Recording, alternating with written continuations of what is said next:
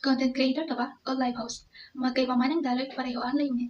Magkapagbigay ng value at connection sa audience. Pero paano nga ba sila magkakaiba? At anong meron sa bawat isa? As a content creator, you tell stories, share ideas, entertain, educate, lahat sa pamamagitan ng pagre-recorded ng videos. You have control. May script ka, may edit time, may creative planning. Pwede isang video, millions na ang ma-reach mo. You build credibility, brand at identity. Pero pag live host ka, ibang level. It's real-time, unfiltered, spontaneous. You engage directly with your audience. May instant connection, may kwentuhan, may tawanan, minsan, iyakan pa. You build trust and community faster dahil ramdam nila yung authenticity mo.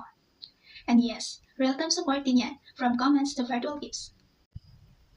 Ang content creation ay art. Ang live streaming ay presence. Pero both require heart, consistency, at purpose. So kung pipili ka, bakit hindi pareho? Create content to tell your story. Go live to share your soul.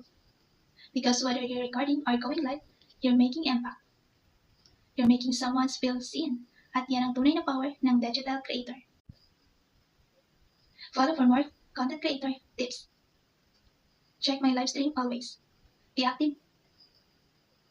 God bless and thank you.